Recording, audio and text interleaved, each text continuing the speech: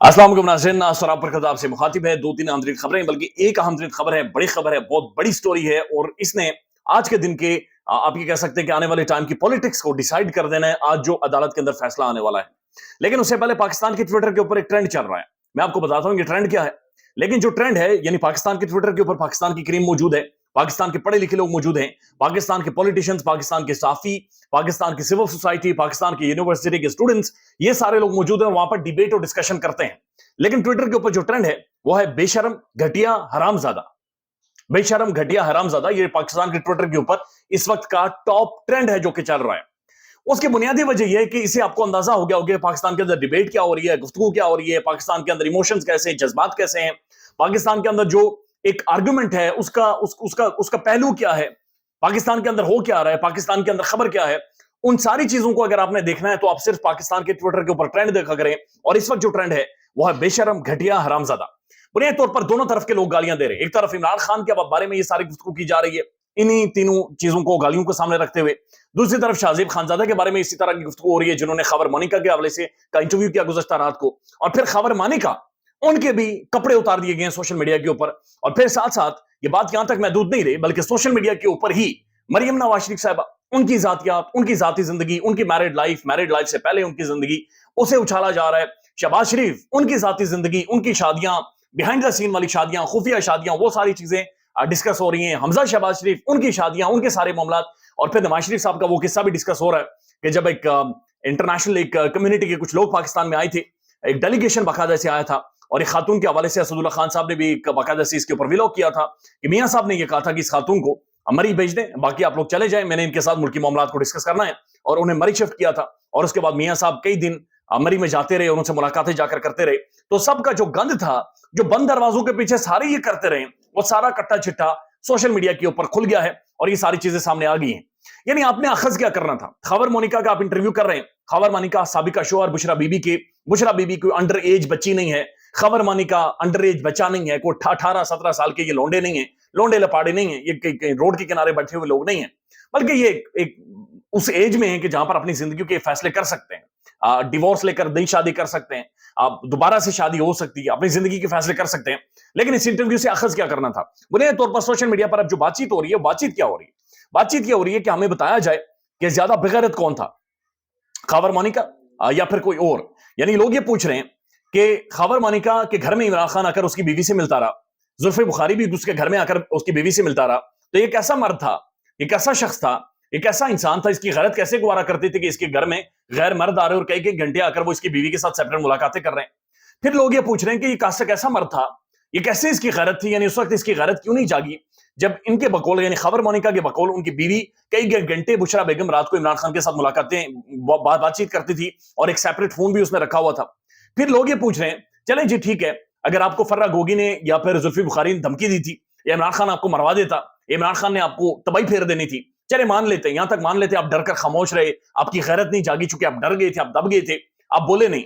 लेकिन जब तकरीबन 16 से 18 माह पहले, तकरीबन 20 महीने हो गए हैं, उससे ज्यादा टाइम हो गया है, 2 साल पहले ऑलमोस्ट इमरान खान की हुकूमत गिराई गई, तब भी आपकी गैरत नहीं जागी। यानी खान को लिटा दिया गया, पूरी मुल्क की एस्टेब्लिशमेंट, पाकिस्तान के इदारे, पाकिस्तान की जुडिशरी, तमाम तर पॉलिटिकल पार्टीज ने इमरान खान के कपड़े फाड़ कर रख दिए, आपकी गैरत नहीं जागी, आप उसी तरह से कायम रहे और आपने गैरत में आकर नहीं कहा कि जनाब मेरी बीवी के साथ इस बंदे ने ज्यादती की थी। चलें ठीक है, उसके बाद खान को गोलियां मार देगी, गोलियां मारने के बाद उस बंदे को लिटा दिया गया, लेकिन उसके बावजूद खबर मानिका साहब की उस वक्त की भी गैरत नहीं जागती। फिर उसके बाद इमरान खान की पार्टी के ऊपर क्रैकडाउन होता है, खान जेल में चला जाता है, तबाही मच गई है, बच गई, उसकी पार्टी खत्म हो गई, जमान पार्क में उसके घर के ऊपर अटैक किया गया, इमरान खान की लाइफ थ्रेट हुआ, तबाही फिरी। लेकिन खबर मानिका साहब की ऐसी को पक्की गैरत थी कि वो तब भी नहीं जागी, इस सीमेंट वाली गैरत थी, वो तब भी नहीं जागी। लेकिन गैरत जागती कब है? गैरत तब जागती है खबर मानिका साहब की जब उन्हें गिरफ्तार किया जाता है। गैरत तब जागती है जब गिरफ्तारी के बाद उन्हें छोड़ा जाता है और फिर उनका पैरा लगाया जाता है वो किसी से मुलाकात ना करें। गैरत तब जागती है जब खबर मोनिका रिहा होने के बाद किसी से भी बातचीत नहीं करती। गैरत तब जागती है कि रिहा होने के बाद खबर मोनिका को अलाउ नहीं किया जाता कि किसी से बातचीत करे। लेकिन गैरत तब जागती है जब ख्वाजा आसिफ का वो वाला बयान सर्कुलेट करना शुरू कर देता है, जो कि तकरीबन 20 अक्टूबर का है, कि खबर मोनिका बयान दे चुका है, खबर मोनिका इंटरव्यू दे चुका है, खबर मोनिका दब चुका है, खबर मोनिका असल में सरेंडर कर चुका है। तो ये अब चीजें खुलकर सामने आ रही है कि असल बेगैरत कौन था। यहां पर किसी ने तो बेगैरती की है, کسی کا تو ہاتھ تھا اس ساری بغیرتی کے اندر, کسی کی وجہ سے تو یہ ٹرینڈ چل رہا ہے کہ بے شرم گھٹیا حرام زادہ. تو پھر یہ کون تھا؟ یہ کس نے یہ ساری گیم ڈالی ہے, اور کس نے پاکستان کے اندر جو پولیٹیکل ڈیبیٹ ہے, جو ڈسکشن ہے, جو ایک بحث مباحثے کا ایک ڈیبیٹ ڈسکشن, ایک آرگومنٹ ہونا چاہیے, اس آرگومنٹ کو ایک گالم گلوچ کی طرف, بدتمیزی کی طرف, تضحیک کی طرف لے کر گیا ہے, اور خواتین کی عزتوں کے اوپر اس نے جا کر ہاتھ ڈالے ہیں کہ خواتین کے دوپٹے کھینچنے, گھر کے معاملات کو اتنا گندا کر دینا, اتنے غلیظ لیول پر لے کر جانا ہے کہ بالی ووڈ کی فلموں کے اندر بھی یہ کچھ نہیں ہوتا جس طرف یہ لے کر گئے ہیں. اب جو ٹویٹر ہے اس کے اوپر جو بات چیت ہو رہی ہے وہ شاہ زیب خانزادہ صاحب کی, انہوں نے لوگوں نے تباہی پھیر دی. خانزادہ صاحب نے یہ کیا کیا, یعنی خانزادہ صاحب نے کیوں سرنڈر کیا؟ اب ایک ڈیبیٹ یہ بھی موجود ہے پاکستان کے اندر کہ خبر مانیکا کا جو جیو نیوز اور شاہ زیب خانزادہ کے ساتھ انٹرویو ہوا, اصل میں اس سے پہلے جتنے بھی انٹرویوز ہوئے ہیں سب کا یہ خیال تھا, یا جو کروانے والے تھے انٹرویو ان کا یہ خیال تھا, یہ اس سے تاثر یہ گیا کہ ایک دو جو اینکرز تھے ان سے, ان کی باڈی لینگویج سے پتہ چلتا تھا یہ پلانٹیڈ انٹرویو کر رہے ہیں, انہیں پڑھایا گیا ہے, یعنی گیسٹ تو پڑھایا گیا تھا, اینکر بھی پڑھایا گیا ہے. پھر دوسرا بہت سارے ٹی وی چینلز کے اوپر وہاں پر ہوا کہ جو جن کے بارے میں سمجھا جاتا ہے, یہ گمان تھا کہ ان کے جو بزنس انٹرسٹ ہیں وہ کہیں اور جا کر ملتے ہیں, ان کے کاروباری انٹرسٹ اصل میں پاور کوریڈورز کے ساتھ جا کر ملتے ہیں, لہٰذا ان کے چینلز کے اوپر انٹرویو جا سکتا ہے. اس لیے ضروری تھا کہ ایک ایسا انٹرویو کروایا جاتا جو کہ جیو کے اوپر ہو اور پھر شاہ زیب خانزادہ کے ساتھ ہو.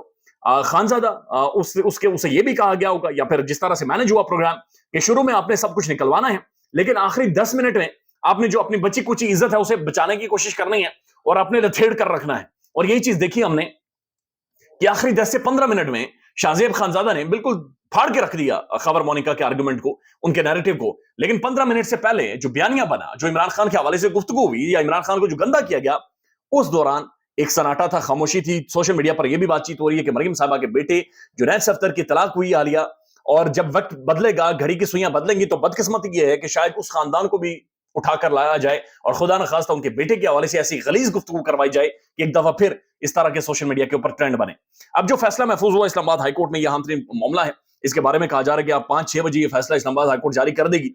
اور فیصلہ ہوا ہے جناب جو عمران خان کا خفیہ ٹرائل تھا اس حوالے سے, اور یہ ٹرائل کس طرح سے شروع ہوا, یہ ٹرائل کس طرف جائے گا, اور ساتھ ساتھ جو جج ہیں, جج ابو الحسنات صاحب, ذوالقرنین صاحب, ان کی جو تعیناتی ہے, یہ تعیناتی کا کیا معاملہ ہے, کس نے انہیں تعینات کیا ہے, ایڈمنسٹریٹو معاملہ تھا, جوڈیشل معاملہ تھا, کس کا یہ معاملہ تھا, وہاں پر بھی سوالات اٹھ گئے. تو 5 سے 5:30 یا 6 بجے یہ فیصلہ جاری کر دیا جائے گا. یہ اہم ترین کیس ہے, سب سے بڑا کیس ہے, اور اس کا جو بھی فیصلہ آئے گا جو آنے والے دنوں میں, آنے والے مہینوں میں پاکستان کی پولیٹکس اور عمران خان کے حوالے سے بہت ساری چیزوں کو ڈیسائیڈ کرے گا.